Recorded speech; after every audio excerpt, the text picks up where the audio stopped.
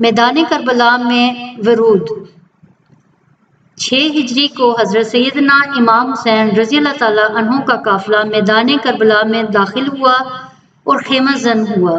آپ رضی اللہ تعالیٰ عنہ نے اس موقع پر اپنے جانثاروں کو جمع کیا اور ان کو دیکھ کر رو پڑے۔ پھر بارگاہ خداوندی میں یوں عرض کی، الہی ہم تیرے نبی کے عزت اور اولاد ہیں، ہمیں تیرے حرم اور تیرے نبی کے شہر سے دور کر دیا گیا ہے، ہم پر ظلم روا رکھا گیا، پس تو ہمارے حق کو پورا فرما اور حق کو باطل پر سبقت عطا فرما۔ عام لوگ دنیا دار ہوتے ہیں اور وہ اس وقت تک دین پر قائم رہتے ہیں جب تک ان پر کوئی آزمائش نہیں آتی، اور جب آزمائش آتی ہے تو دیندار لوگ کم رہ جاتے ہیں۔ پھر کچھ دیر توقف کیا اور فرمایا، میں اگر شہید کر دیا جاؤں تو اپنے چہروں کو مت نوچنا اور نہ ہی اپنے کپڑوں کو پھاڑنا۔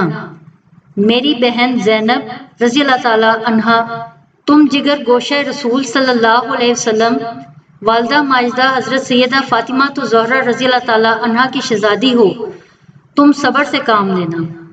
اگلے ہی روز عمرو بن سعد کوفیوں کی 4000 فوج کو لے کر وہاں پہنچ گیا۔ وہ ایک صحابی کا پوتا تھا، وہ لڑنا نہیں چاہتا تھا۔ اس نے اپنے ایک سپاہی کو آپ رضی اللہ تعالیٰ عنہ کے پاس بھیجا اور پوچھا کہ آپ رضی اللہ تعالیٰ عنہ یہاں کیوں آئے ہیں؟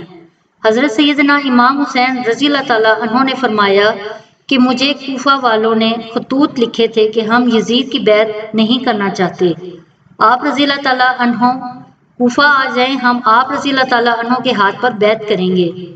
میں تو کہتا ہوں کہ اگر وہ نہیں چاہتے تو میں واپس چلا جاتا ہوں۔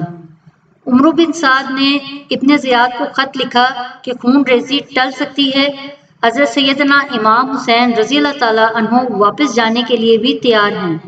اس خط کو پڑھ کر اس نے جواب لکھا کہ اب حضرت سیدنا امام حسین رضی اللہ تعالیٰ عنہ پھنس چکے ہیں، لہٰذا ان کو واپس نہ بھیجا جائے اور ان کو مجبور کیا جائے کہ وہ یزید کی بیعت کریں، اگر نہ مانیں ان کا پانی بند کر دیا جائے۔ اس سلسلے میں 500 سوار دریائے فرات کے گھاٹ پر بھیج دیے گئے اور ان کو تاکید کی کہ حضرت سیدنا امام حسین رضی اللہ تعالیٰ عنہ اور ان کے ساتھیوں کو پانی کا ایک قطرہ بھی نہ لینے دیں۔ آپ رضی اللہ تعالیٰ عنہ کے ساتھیوں کو جب پیاس نے ستایا تو آپ رضی اللہ تعالیٰ عنہ نے حضرت سیدنا عباس رضی اللہ تعالیٰ عنہ کو پانی لانے کے لیے بھیجا۔ وہ 20 پیدل اور 30 سوار لے کر دریائے فرات پر پہنچے۔ اس پر یزیدی لشکر نے مداخلت کی، مگر وہ لڑے اور لڑتے لڑتے دریائے فرات کے کنارے پہنچ گئے اور 20 مشکیں بھر لائے۔ رات کو حضرت سیدنا امام حسین رضی اللہ تعالیٰ عنہ کی دعوت پر ابن سعد آپ رضی اللہ تعالیٰ عنہ کو تنہائی میں ملا۔ آپ رضی اللہ تعالیٰ نے ان کے آگے 3 تجاویز رکھیں۔ پہلی تجاویز، آپ رضی اللہ تعالیٰ عنہ نے ان کے آگے 3 تجاویز رکھیں۔ مجھے مکے واپس لوٹ جانے دو، اگر واپس نہیں جانے دیتے تو یزید کے پاس جانے دو، اگر دونوں باتیں منظور نہیں تو اسلامی سلطنت کے کسی سرحدی مقام پر بھیج دو۔ ابن سعد نے ابن زیاد کو ان تجویزوں سے آگاہ کیا۔ ابن زیاد اس پر آمادہ بھی ہو گیا، مگر شمر نے اس کی مخالفت کی۔ اس نے کہا کہ اس وقت وہ ہمارے قبضہ میں ہیں، اگر ان کو جانے دیا تو پھر یہ ہمارے لیے نقصان دہ ثابت ہوں گے۔ ابن زیاد نے شمر کی بات مان لی اور شمر ہی کو ایک خط دے کر ابن سعد کے پاس بھیج دیا کہ حضرت سیدنا امام حسین رضی اللہ تعالیٰ عنہ اور ان کے ساتھیوں سے کہو کہ خود کو ہمارے حوالے کر دیں، اگر وہ اس پر رضامند ہو جائیں تو میرے پاس بھیج دو، انکار کریں تو ان سے لڑو۔ ابن زیاد نے شمر کو یہ ہدایت بھی کی کہ اگر ابن سعد میرا یہ حکم بجا لائے تو اس کے ماتحت کام کرنا، ورنہ اس کی گردن اڑا دینا اور خود فوج کی کمان سنبھال لینا۔ ابن زیاد کے خط میں یہ بات واضح طور پر نظر آ رہی تھی کہ اگر ان سے جنگ جیت لو تو حضرت سیدنا امام حسین رضی اللہ تعالیٰ عنہ کو قتل کر دو۔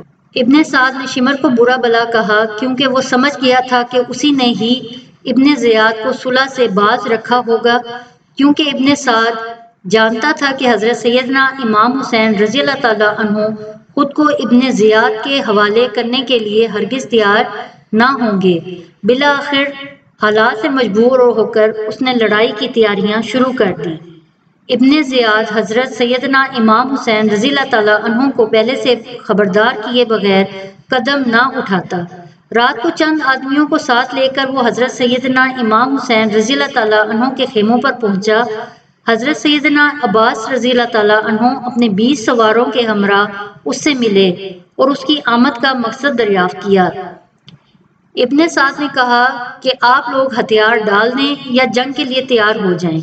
حضرت سیدنا عباس رضی اللہ تعالیٰ عنہ نے واپس آ کر حضرت سیدنا امام حسین رضی اللہ تعالیٰ عنہ کو بتایا تو آپ نے فرمایا کہ انہیں کسی طرح آج رات کے لیے ٹال دو تاکہ میں اللہ عز و جل کی عبادت کر لوں۔